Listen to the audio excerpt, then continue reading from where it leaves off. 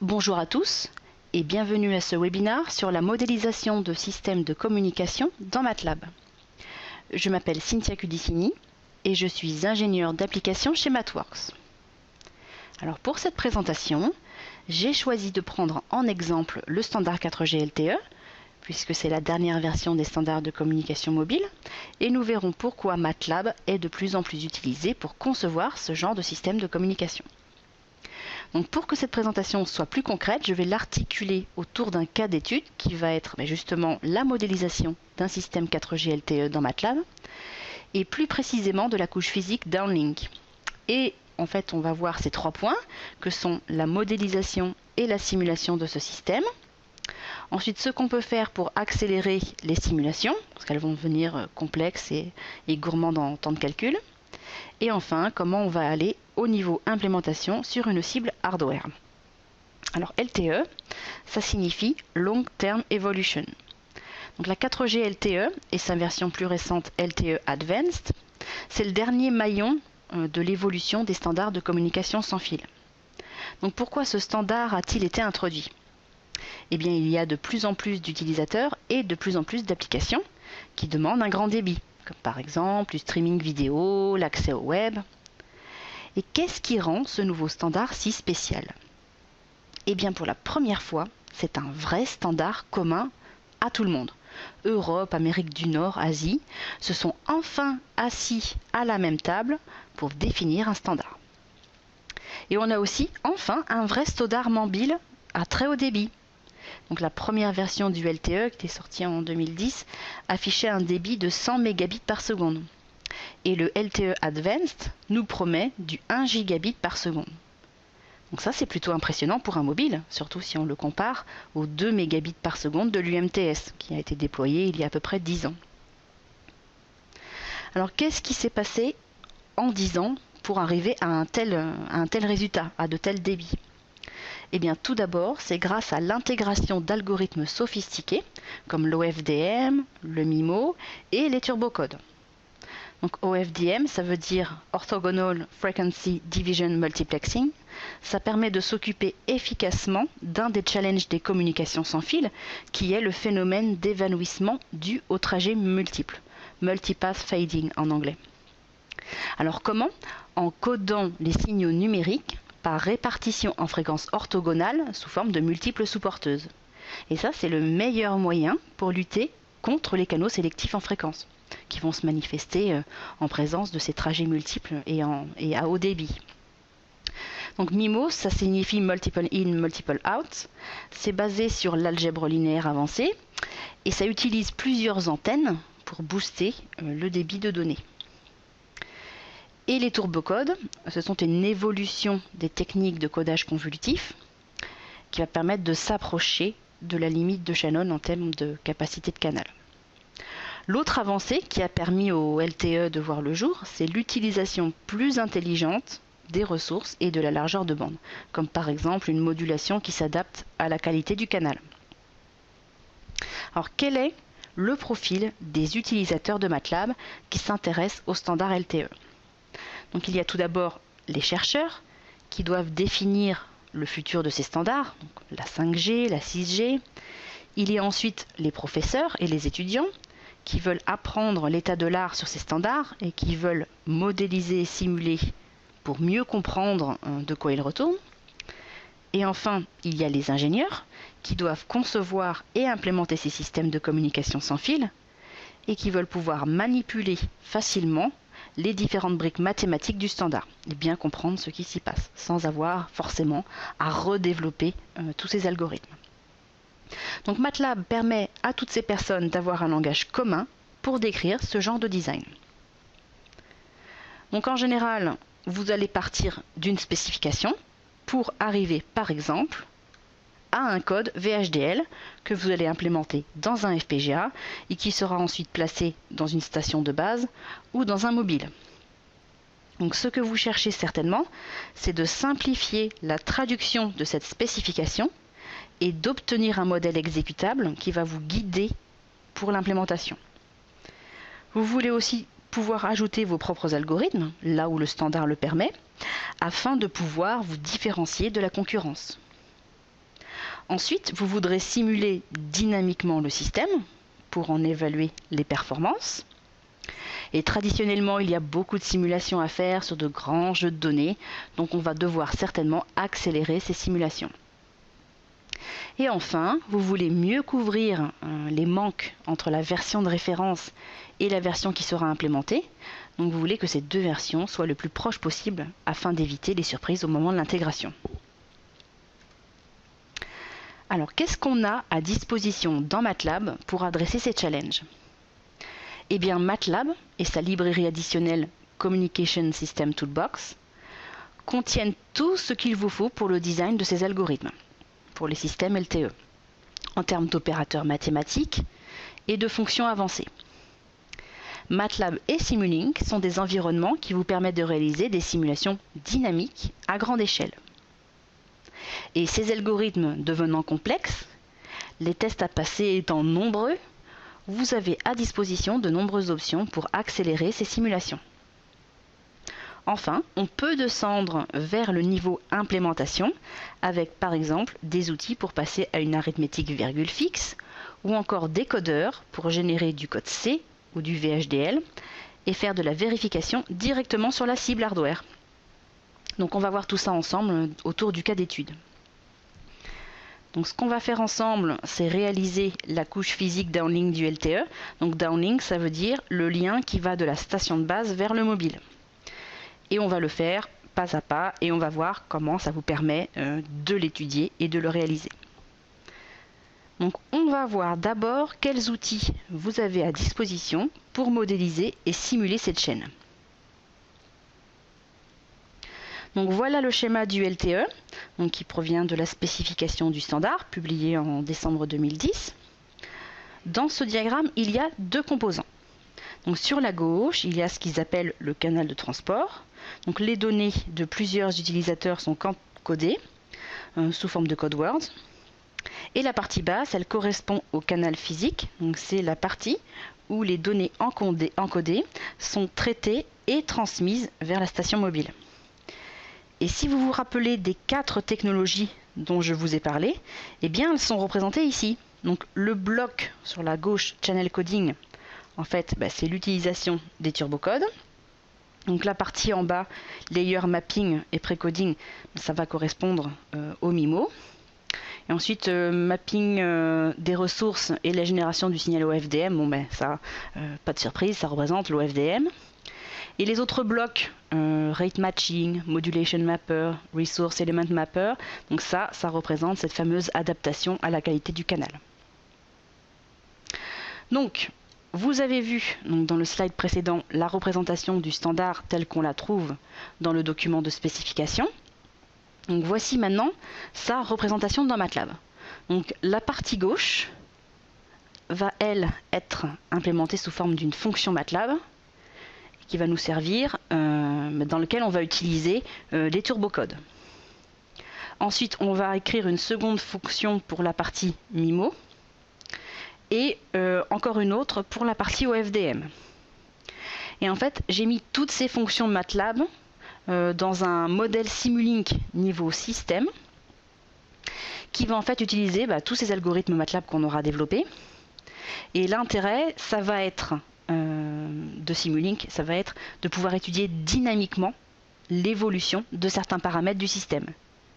Donc Simulink ici, ça va être un genre de test bench. Donc on va aller ouvrir le modèle Simulink et on va voir ces différentes parties. Donc le modèle correspondant dans MATLAB Simulink, c'est celui-ci. Donc tous les algorithmes principaux sont en MATLAB. Simulink sert juste à les assembler plus simplement.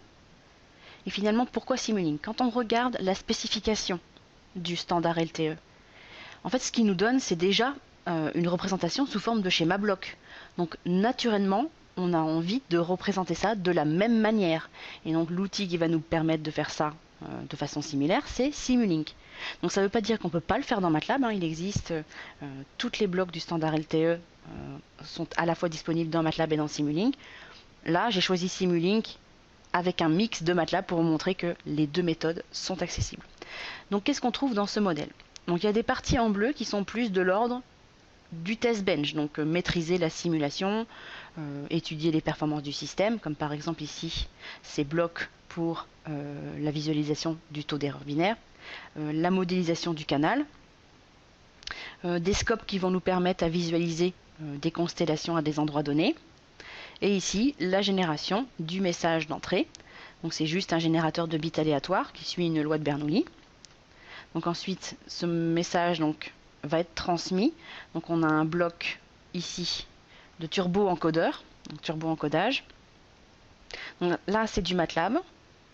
Ça fait appel à des systèmes objects comme point quelque chose. En fait c'est un système object. Donc ça vient de la Communication System Toolbox, puisqu'on a déjà les algorithmes existants qui sont disponibles. Vous n'avez pas besoin de redéfinir par exemple le turbo-encodeur vous-même. Ça existe déjà. Donc, le code est relativement simple. On aura l'occasion de revenir dessus tout à l'heure. Ensuite, on a la partie MIMO ici, avec le layer mapper. Donc le layer mapper, c'est très simple, hein, c'est juste un switch case. Et ensuite, on a la partie multiplexage spatial, avec la définition des matrices de précodage. Ensuite, on aura la partie OFDM, donc le Resource Element Mapper, et la partie OFDM en émission. Et ensuite, le signal va passer dans le canal avec un modèle d'évanouissement. Le canal ici, on a la possibilité de changer son SNR en décibels, donc pour un peu étudier l'effet de la qualité du canal sur notre chaîne de communication. Et ensuite, il y a la partie réception. Donc rapidement, il y a l'OFDM RX. On va extraire les données, ça va passer dans la partie MIMO. Ça va être démodulé. Et ensuite, on va venir analyser le taux d'erreur binaire entre la partie émission et la partie réception. Donc ce modèle Simulink, il nous sert à décrire plus facilement la manière dont est configurée la simulation. Parce qu'on peut changer, comme on l'a vu ici, les paramètres très simplement. On aurait même pu les faire évoluer durant la simulation pour voir un peu comment ça va influencer mon système. Et on a un retour direct de la qualité du système via les scopes que j'ai insérés pour visualiser des signaux à des endroits donnés.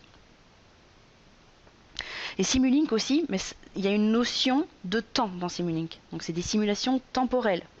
Et ça, ce n'est pas disponible dans MATLAB. Donc si on veut faire des simulations, une notion de temps, une notion d'échantillon, de symbole, de trame dans MATLAB, mais il va falloir le faire à l'aide de boucles for, donc manuellement, avec des index.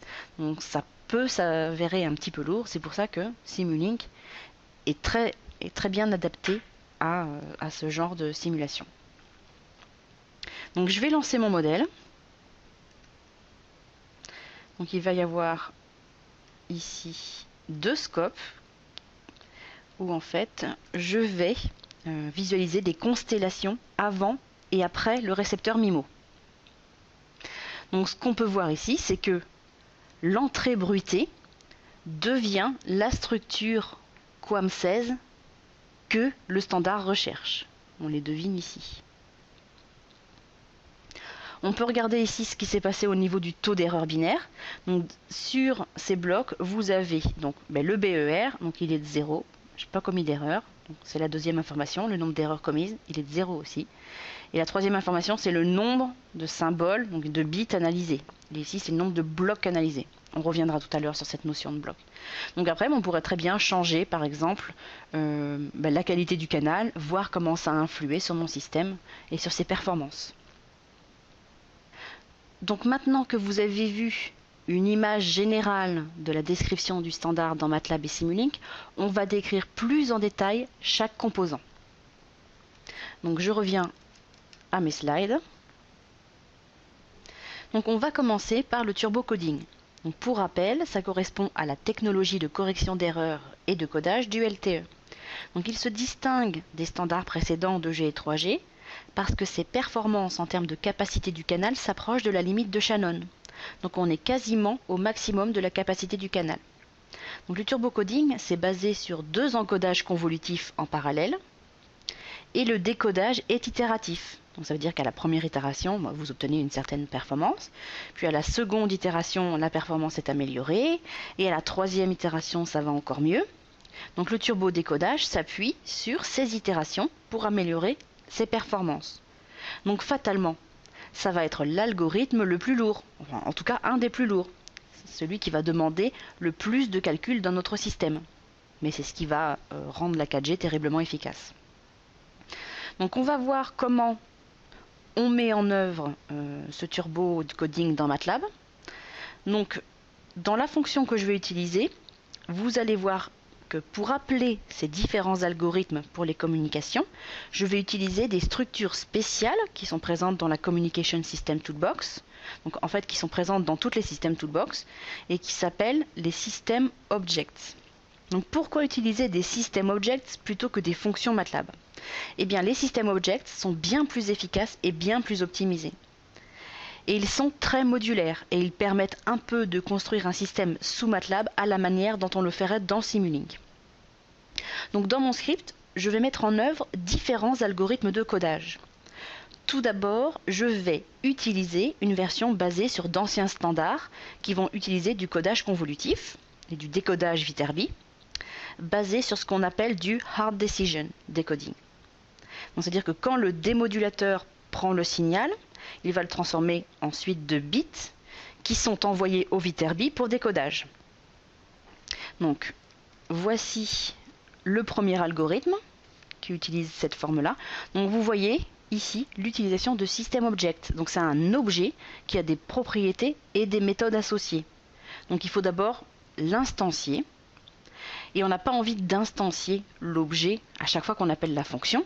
Donc on rend ces objets persistants. Donc persistant, c'est un mot-clé dans MATLAB qui veut dire que l'état de ces variables sera conservé entre les appels à la fonction. Donc vous voyez des systèmes objects, il y en a beaucoup. Donc pour construire ma chaîne, j'ai plusieurs systèmes objects à disposition. Donc modulateur PSK, le démodulateur correspondant, que j'ai initialisé avec la méthode hard decision. Donc je configure juste une fois. J'aurai besoin aussi d'un canal bruité, d'un utilitaire pour calculer le taux d'erreur binaire. Et après, j'ai besoin de mon encodeur convolutif et de mon décodeur Viterbi. Donc ensuite, dans mon script, j'initialise quelques paramètres, comme par exemple la taille de la trame, la valeur du SNR, qui va me servir ensuite à alimenter la variable EBNO de mon canal bruité. Et ensuite, j'ai la boucle while qui va processer toutes les données. Donc tant que je n'ai pas commis le maximum d'erreurs et tant qu'il y a des choses à processer, je génère le message d'entrée à l'aide de la fonction rand_n. Ensuite, ces données vont être passées à travers toute la chaîne.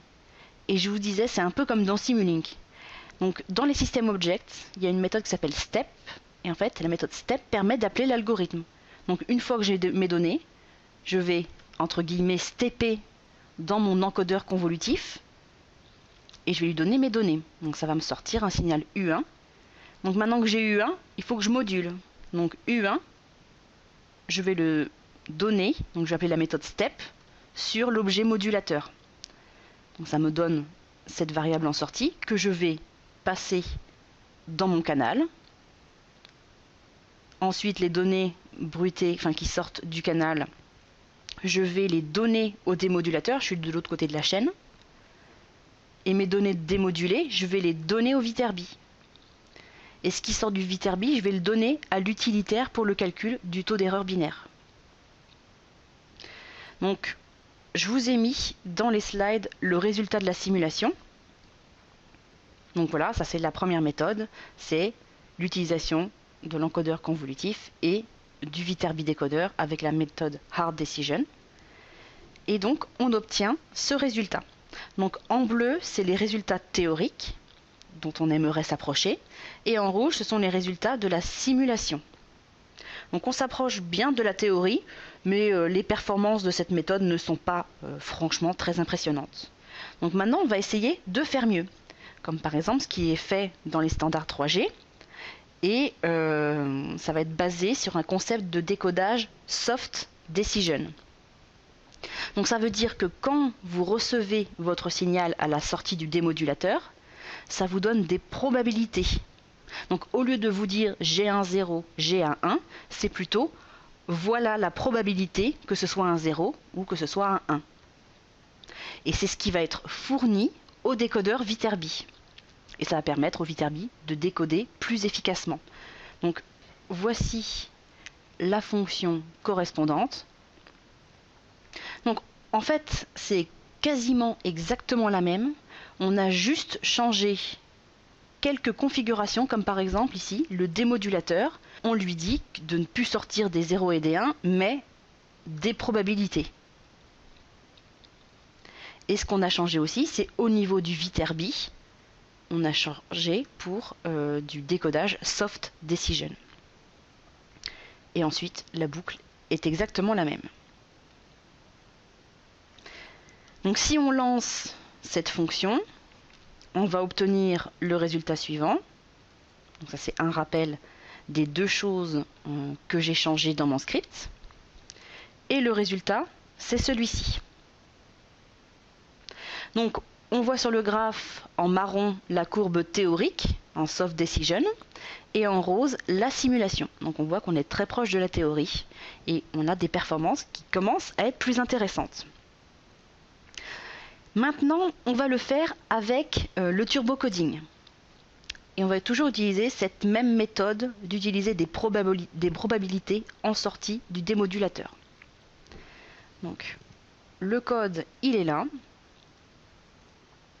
Donc là, j'ai juste créé mes systèmes objects turbo-encodeur et turbo-décodeur. Donc j'ai toujours mon canal, mes modulateurs et démodulateurs QPSK. Donc avec mon démodulateur qui sort toujours des probabilités. Donc là, la boucle de traitement, mais c'est toujours la même chose. C'est toujours générer le message d'entrée et stepper dans tous les différents algorithmes de la chaîne. Turbo-encodeur, modulateur, dans le canal, on démodule, ça passe dans le turbo-décodeur et on analyse le taux d'erreur binaire. Et le résultat, c'est celui-ci. Donc sur le même graphe, vous voyez cette fois-ci le résultat en bleu, avec le même canal et le même schéma de modulation qu'avant. C'est exactement la même simulation qui s'est juste fait avec des algorithmes configurés différemment. Donc on voit que l'utilisation des turbocodes permet très clairement d'augmenter les performances du système. Par exemple, si on regarde sur la courbe, pour un SNR d'1 dB, ça veut dire quand l'énergie du bruit est à 70% de l'énergie du signal, j'ai un taux d'erreur binaire de 6 exposant moins 4. Donc sur 10 000 bits, seulement 6 bits sont faux. Et ça explique le choix du turbocoding pour le LTE. Et vous voyez que vous n'avez pas besoin de redéfinir cet algorithme vous-même. Il est déjà disponible sous forme de système objects ou sous forme de block Simulink dans la Communication System Toolbox. Donc la deuxième technologie importante, c'est l'OFDM. C'est une technologie qui suit un schéma de modulation multiporteuse. Donc on va répartir sur un grand nombre de sous-porteuses le signal que l'on veut transmettre. Et pour que les fréquences de ces sous-porteuses soient le plus proches possible, et donc transmettre le maximum d'informations sur une portion de fréquence donnée, l'OFDM utilise des fréquences orthogonales entre elles. Et ceci permet aux signaux des différentes sous-porteuses de se chevaucher, mais grâce à l'orthogonalité, ils n'interfèrent pas entre eux. Cette méthodologie permet de rendre le système robuste au multipass fading et va utiliser des égaliseurs dans le domaine fréquentiel qui vont être peu complexes. Donc regardons d'un peu plus près ce problème de multipass fading qui va conduire à un évanouissement sélectif en fréquence. Donc prenons par exemple une cellule avec sa station de base et son mobile. Quand le signal est transmis de la station de base vers le mobile, il n'y a pas en fait qu'un signal qui est reçu, parce qu'il y a des réflexions, comme par exemple sur des bâtiments, et donc le mobile reçoit plusieurs copies. Et ces copies arrivent à différents instants. Donc, ils ont donc différents gains d'atténuation et différents retards. Donc le signal au niveau du mobile est une sorte de somme de toutes ces copies. Donc en fait, ça correspond à une convolution dans le domaine temporel du signal d'entrée avec la réponse impulsionnelle du canal. Et une convolution dans le domaine temporel, c'est une multiplication dans le domaine fréquentiel. Donc, vous obtenez un évanouissement qui est sélectif en fréquence. Maintenant, je vais échantillonner dans le domaine fréquentiel pour avoir mes sous-porteuses. Et à chacune de ces fréquences, je vais trouver le gain du canal et je vais multiplier par l'inverse. C'est ce qu'on appelle l'égalisation dans le domaine fréquentiel. Donc la seule chose dont on a besoin, c'est donc d'avoir pour chacune de ces fréquences, ces sous-porteuses, un estimé de la réponse du canal. Donc on a besoin de ce qu'on appelle un pilote. C'est juste une référence qu'on envoie pour récupérer la réponse du canal. Alors comment le LTE implémente l'OFDM? Donc vous vous souvenez, il faut d'abord échantillonner en fréquence pour avoir les sous-porteuses. Et là, on va échantillonner tous les 15 kHz. Et en fonction de la largeur de la bande, on aura un maximum de 2048 points. Et dans le domaine temporel, le LTE divise le temps sous forme de sous-trames d'1 milliseconde qui contiennent 2 slots d'une demi-milliseconde. Et on représente les symboles modulés comme ça, sous forme d'éléments, ressources, à un instant donné et à une fréquence donnée. Et un bloc de 7 x 12 de ces éléments est appelé un bloc ressource. Et en fait, toutes les parties adaptatives du LTE vont se passer au niveau de ces blocs pour plus d'efficacité.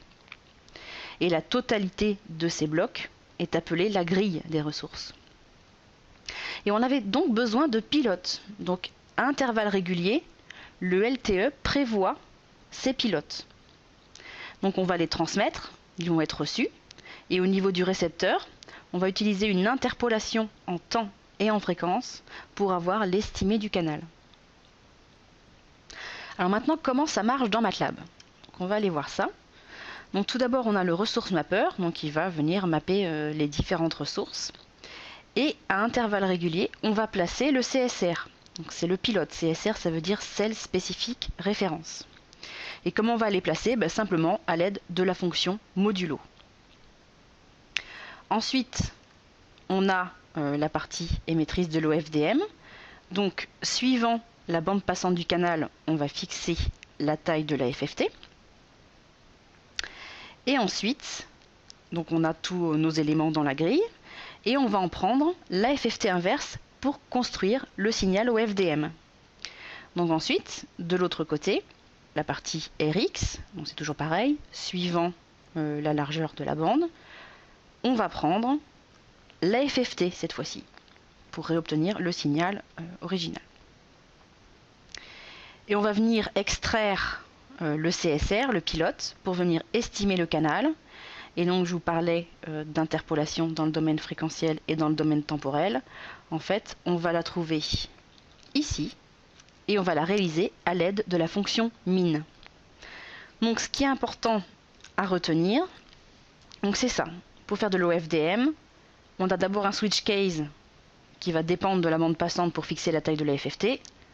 On va insérer le pilote à l'aide de la fonction modulo au niveau de l'émetteur. Ensuite, on prend la FFT inverse, ça crée le signal OFDM. Donc ensuite, on a la partie réception. Cette fois-ci, on prend la FFT. Et on va venir extraire les pilotes et estimer le canal par interpolation en temps et en fréquence à l'aide de la fonction min. Donc vous voyez donc que dans MATLAB, il y a déjà toutes les fonctions qui vont vous faciliter l'implémentation de l'OFDM. Maintenant, parlons du MIMO. Donc ici, le canal en bleu, c'est votre système, avec à gauche l'émetteur, la station de base, et à droite le récepteur, le mobile. Au niveau de l'émetteur, vous avez plusieurs antennes, de même qu'au niveau du récepteur. Et le but du jeu, c'est d'utiliser ces antennes pour transmettre une variété de signaux. Et au niveau du récepteur, chaque antenne reçoit plusieurs copies des signaux envoyés. Donc on va pouvoir traduire ça sous la forme d'une matrice qui va s'inscrire en fait dans un système d'équations linéaires qu'il va falloir résoudre pour retrouver les données du signal original. Donc l'avantage du MIMO, c'est qu'il va vous donner un haut débit de données, mais par contre c'est un système qui demande des calculs complexes. beaucoup de mathématiques. Alors où est-ce que le MIMO est utilisé? Eh bien par exemple, on peut le trouver dans les standards I3E 802.11n ou 16e pour le Wi-Fi ou le WiMAX. Le standard 3G a lui aussi un mode Transmit Diversity dans la release 6. Et bien sûr, on le trouve dans la 4G LTE. Donc il y a deux types de MIMO. Le premier, c'est le multiplexage spatial, qui maximise le débit. Et le second, c'est le codage STBC, Space-Time Block Coding, qui lui n'affecte pas le débit, mais améliore la qualité du lien. Donc le multiplexage spatial, c'est celui qui est utilisé dans la LTE. Il divise le flux de données sur des sous-flux indépendants qui seront transmis de façon indépendante par les différentes antennes. Et le tout, c'est de résoudre cette équation linéaire au niveau de la réception. Dans le LTE, on parle de MIMO au FDM, parce que ces deux technologies sont intimement liées. Alors comment ça marche?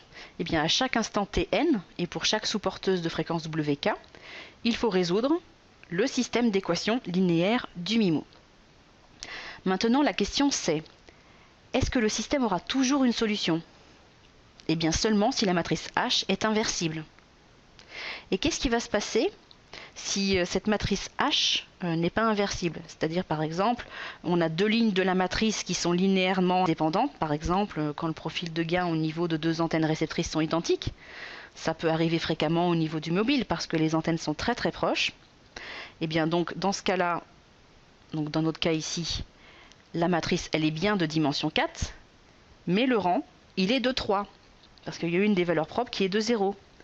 Donc H est singulière et n'est pas inversible. Donc toutes les recherches sur le MIMO se sont concentrées sur comment garantir que quand vous utilisez un système MIMO au FDM, la matrice H soit toujours inversible. Et la réponse à ce problème, c'est la décomposition en valeurs singulières. Et c'est là que MATLAB va vous être très utile. Donc pour que ceci soit possible, il va falloir précoder l'entrée X avec ses matrices V pour réduire la probabilité de singularité. Et s'il y a quand même des singularités, on va notifier l'émetteur d'utiliser moins d'antennes émettrices pour la prochaine trame, suivant le rang de la matrice. Donc c'est exactement ce que fait le LTE avec ce système en boucle fermée. Quand on transmet de la station de base en haut vers le mobile, en bas, on commence par estimer le rang de la matrice H. Et si le rang est inférieur à la dimension, on informe la station de base d'utiliser moins d'antennes pour la trame suivante. Donc ça, c'est le signal en rouge. Le mobile estime également la matrice de précodage et l'indique à la station de base pour que la probabilité d'avoir une matrice non inversible soit réduite. Donc comment ça se passe dans MATLAB? Eh bien, ici on est au niveau de l'émetteur, donc on va commencer par détecter la variable V qui correspond au rang de la matrice H, donc ça c'est l'information envoyée par le récepteur. Donc c'est aussi appelé nombre de couches, et donc ça c'est le nombre d'antennes qu'il va falloir utiliser pour garantir que la matrice H soit inversible. Donc en fait, qu'est-ce qui va se passer ensuite, ici? Donc on est ici à la prochaine trame qui suit la notification par le récepteur du nombre d'antennes à utiliser. Donc ce qu'on va faire, c'est que suivant cette variable V, on va remplir les antennes émettrices en fonction de la valeur du rang disponible. Donc là, on voit que ça se fait très simplement avec MATLAB. Donc, ce qu'il faut retenir, c'est ça. C'est au niveau du récepteur, on détecte V qui est le rang de la matrice H. Cette information, on la donne au transmetteur qui, à la trame suivante, suivant cette valeur de V, va remplir le bon nombre d'antennes émettrices en fonction du rang disponible. Donc maintenant, parlons de cette dernière partie qui est l'adaptation du lien.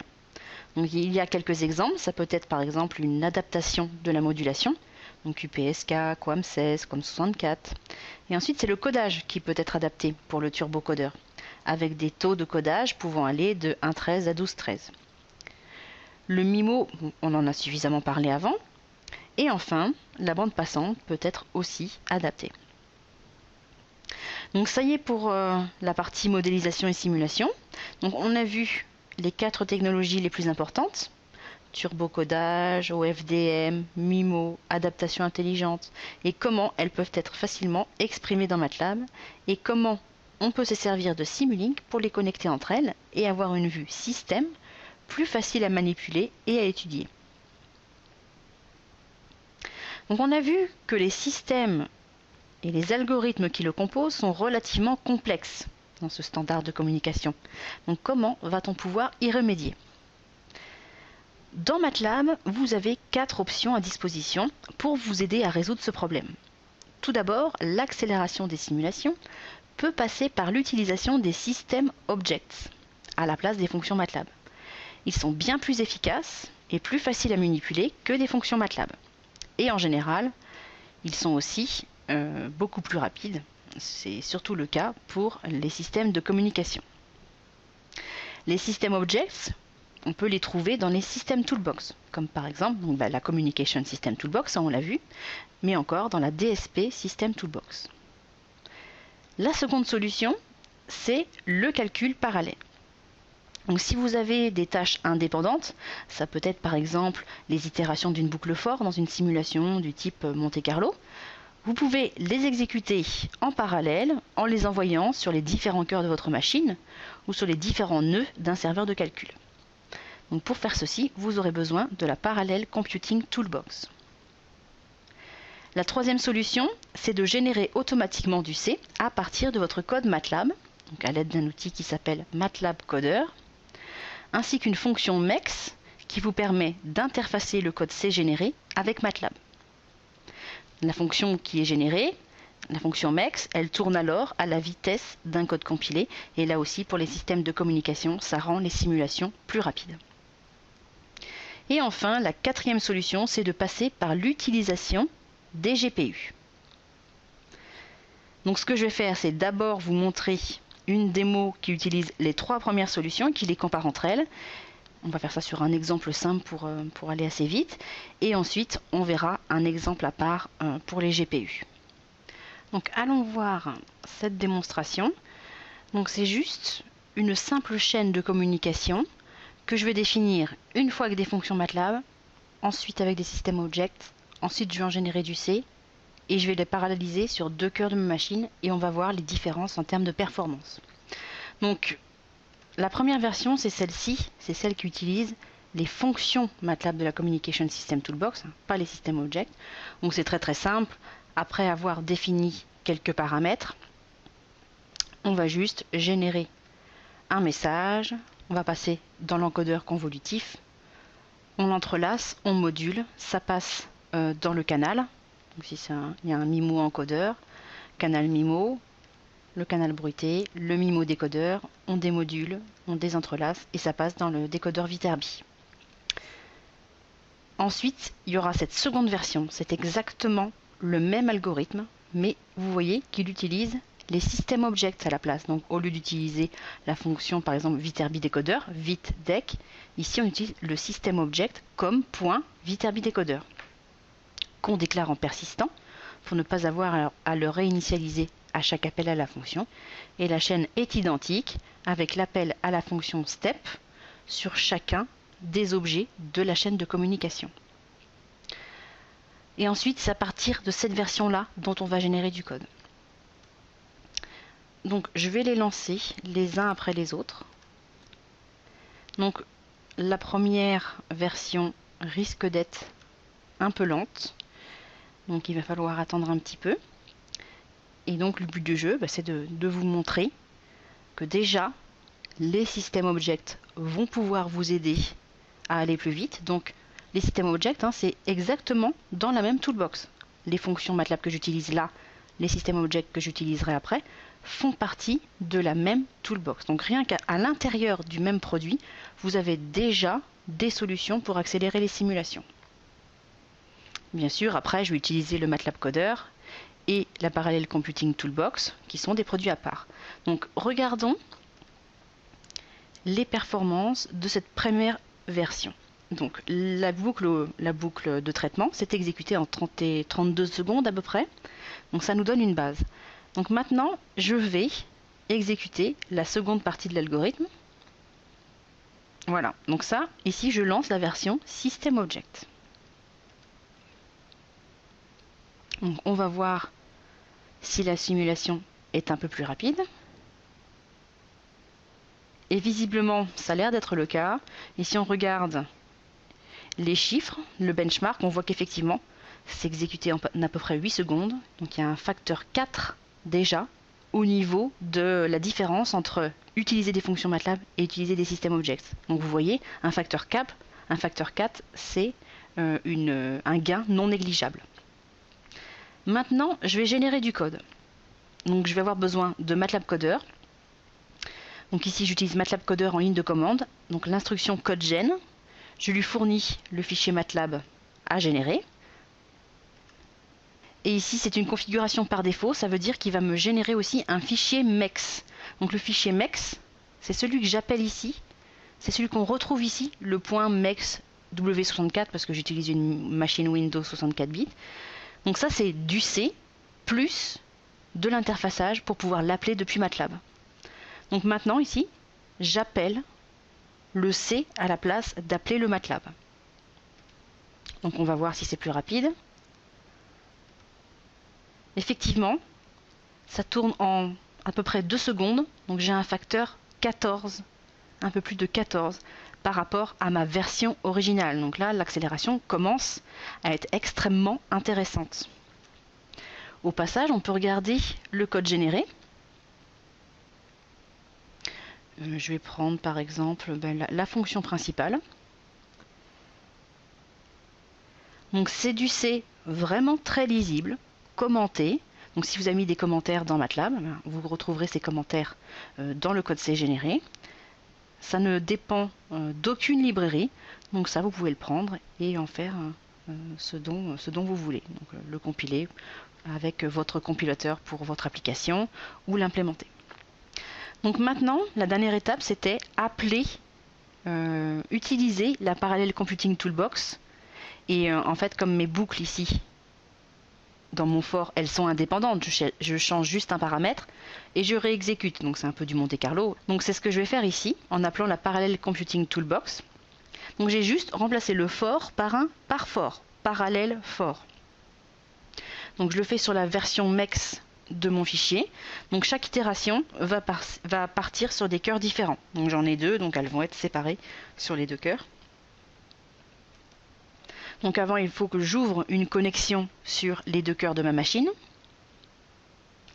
Donc c'est l'objet ici du MATLAB Pool Open. Et ici, vous voyez qu'apparaisse un petit 2 qui me dit que une connexion sur 2 cœurs a été ouverte. Maintenant, je réexécute ma boucle.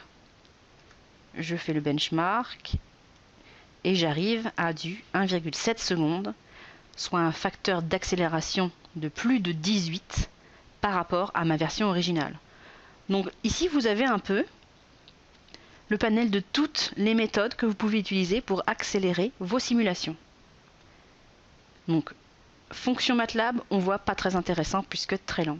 Les systèmes objects, déjà un facteur 4, donc c'est pas toujours le même, ça dépend un peu de l'application, mais pour ce cas-là, un facteur d'accélération de 4. La génération de code C, un facteur d'accélération de 14. Et ajouter à ça le calcul parallèle, j'ai ici un facteur d'accélération de 18. Donc on voit qu'on a vraiment une variété d'options pour accélérer notre simulation. Donc maintenant, en fait, ce que je vais faire, c'est utiliser une démonstration pour vous montrer ce qu'on peut faire pour accélérer les simulations à l'aide d'une carte GPU. Dans la Communication System Toolbox, nous avons vu les systèmes objects. Eh bien, il en existe des versions spécifiques pour adresser les GPU. Il commence par com.gpu. Donc il en existe plusieurs qui correspondent à des algorithmes en général assez gourmands en temps de calcul. Pour les utiliser, il vous faudra aussi la Parallel Computing Toolbox. Donc c'est plutôt simple à manipuler, ça se manipule comme n'importe quel système object, il faudra juste rajouter le .gpu pour utiliser la version qui déportera le calcul de ces algorithmes sur le GPU. Donc vous allez voir comment ça peut réduire significativement le temps de nos simulations de ces algorithmes. Donc on va reprendre notre turbodécodeur en exemple, donc c'est celui que j'avais utilisé pour introduire cet algorithme. Donc, vous vous souvenez, c'est un algorithme qui nécessite de nombreuses itérations et qui est donc complexe à simuler au niveau du temps de calcul. Donc ça en fait un très bon candidat pour le GPU. Donc, le taux d'erreur binaire dans une chaîne de communication, il va être fonction du nombre d'itérations qu'on va faire dans le turbodécodeur. Plus on itère, meilleur est le BER. Donc, c'est ce qui est fait en fait dans cet exemple. Donc, on va changer le nombre d'itérations et on va étudier le BER.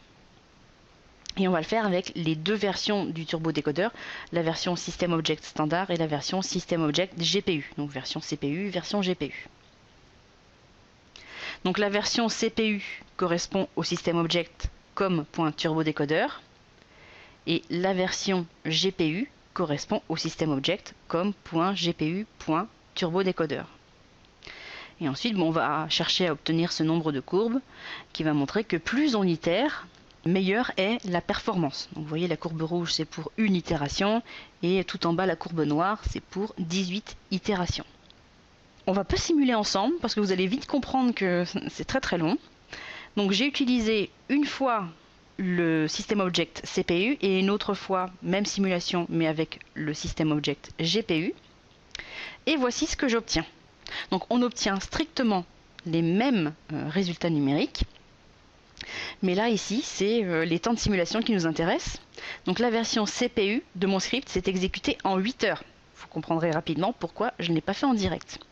Alors que la version GPU s'est exécutée en 40 minutes. Donc on est allé 12 fois plus vite. Et je suis allé encore plus loin en parallélisant mon code, puisque finalement les itérations de mon boucle sont indépendantes entre elles. Et je les ai parallélisées sur 4 GPU. C'était 4 machines différentes qui ont été mises en serveur. Donc j'ai utilisé aussi un pare-fort avec la Parallel Computing Toolbox. Et donc là, ma simulation s'est réduite à 11 minutes. Donc ça fait un facteur d'accélération de 43. Donc là, ça commence vraiment à être très intéressant. Donc toutes ces méthodes d'accélération, GPU, calcul parallèle, je vous rappelle, c'est accessible avec la Parallel Computing Toolbox. Dernière partie, voyons comment on peut aller vers l'implémentation. Donc si vous avez choisi MATLAB ou Simulink pour développer vos algorithmes et pour la modélisation mathématique, vous allez certainement commencer par élaborer votre design pour l'implémentation, en incluant des contraintes liées au hardware, comme par exemple le passage de vos données en arithmétique virgule 6. Donc pour ce faire, vous avez à disposition la Fixed Point Toolbox. Ensuite, vous avez deux voies. La première, c'est la génération automatique de code C, qu'on a un peu vu précédemment avec MATLAB Coder. Ensuite, vous prendrez le C généré et vous irez le compiler pour l'implémenter, par exemple, sur un DSP. L'autre voie, c'est la génération automatique de code HDL. Donc quand je parle de HDL, je veux dire VHDL ou Verilog. Ce qui vous permet d'implémenter votre design sur un FPGA ou un ASIC. Alors comment ça marche pour le C? Si vous voulez éviter de recoder à la main vos algorithmes en C et de passer du temps à chercher les bugs que vous auriez éventuellement pu introduire, vous pouvez générer automatiquement du C ou du C++. Et vous allez commencer par générer une fonction MEX, ce qui va vous permettre de vérifier que le C généré se comporte toujours comme le code MATLAB de référence, ou alors vous vous servez du MEX pour accélérer vos simulations. C'est ce qu'on avait fait précédemment. Vous serez prêt ensuite à générer le C final, donc qui est purement générique, qui ne dépend d'aucune librairie, et vous pouvez en profiter pour lui demander donc, à MATLAB Coder de vous fournir un exécutable, une librairie statique ou une DLL. Ensuite, vous pouvez itérer sur le design sans avoir à itérer sur l'implémentation. Donc ceci vous permet de ne maintenir qu'une seule version de votre code, c'est la version MATLAB. Vous concevez plus rapidement, puisque le C est obtenu sur un simple clic. Vous avez alors plus de temps pour couvrir plus de cas de test et tester plus systématiquement le C généré. Et enfin, vous pouvez vous concentrer sur votre algorithmie et sur ce qui va vous permettre de vous différencier de la concurrence, plutôt que d'écrire du code C à la main. Donc si vous souhaitez avoir plus d'informations sur ce sujet, je vous renvoie au webinaire qui a été enregistré le 11 janvier dernier, qui est disponible sur notre site. Alors concernant la partie HDL, le flow est le suivant. Tout d'abord, on va commencer par faire une version MATLAB ou Simulink de référence, virgule flottante, qui répond aux exigences. On introduit ensuite les contraintes hardware, comme le passage au fixed point, ou par exemple on peut utiliser des architectures qui vont être plus adaptées et plus optimisées pour le hardware. Ensuite, vous allez pouvoir générer le code VHDL ou Verilog à l'aide de HDL Coder. Vous pourrez d'ailleurs intégrer vos propres IP existantes. Enfin, vous vérifierez que le code généré est correct via la co-simulation du code généré avec un simulateur HDL. Et cette co-simulation donc, se fait entre ce simulateur HDL et MATLAB Simulink dans lequel tourne le design de référence. Ou alors, vous pouvez implémenter le système sur une carte FPGA et le connecter, le co-simuler, donc ce code implémenté, avec MATLAB et Simulink. Donc au-delà de la génération de code, c'est surtout le fait que la vérification intervient à chaque étape du design, depuis les spécifications du standard jusqu'à l'implémentation, qui fait que le flow complet est accéléré. Donc on va voir une très rapide démo de ce qu'est la génération de code VHDL. Donc on va prendre ce modèle Simulink qui en fait c'est une chaîne de communication très très simple et qui compare en fait différentes implémentations du décodeur Viterbi. Donc ça en fait c'est un bloc Simulink, donc toujours qui provient de la Communication System Toolbox, parce que dans la Communication System Toolbox, c'est vrai que je ne vous l'ai pas dit, mais il y a des fonctions MATLAB, des systèmes objects, mais également des blocs Simulink. Et ensuite, il y a deux autres implémentations, une version MATLAB virgule fixe et une version qui s'apprête mieux à la génération de code VHDL. Donc je vais générer du code à partir de celle-ci.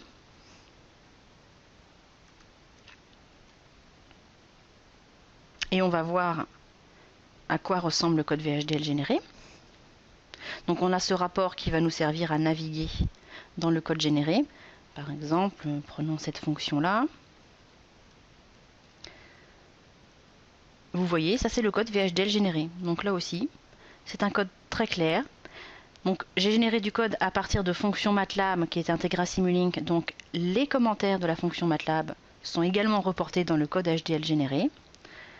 Avec une chose intéressante dans Simulink, c'est un lien en fait entre le code généré et le modèle original. Donc un lien par exemple vers du MATLAB, mais aussi un lien vers les blocs Simulink. Donc là aussi, si vous voulez de plus amples informations, je vous renvoie au webinaire qui a été enregistré sur le sujet. Donc en conclusion, voici les points importants qu'il faut retenir de cette présentation. MATLAB, c'est le langage idéal pour la modélisation et la simulation des standards de communication comme le LTE. Vous trouverez tous les algorithmes nécessaires à la définition d'un système de communication dans la Communication System Toolbox. Vous pouvez accélérer votre code MATLAB à l'aide de plusieurs options, comme le calcul parallèle, les GPU ou la génération de code C. Et enfin, vous pouvez aller vers l'implémentation de votre système grâce à la génération de code C ou HDL et des outils de vérification associés. Je vous remercie d'avoir participé à cette présentation. Il est maintenant temps pour moi de répondre à vos questions via le chat.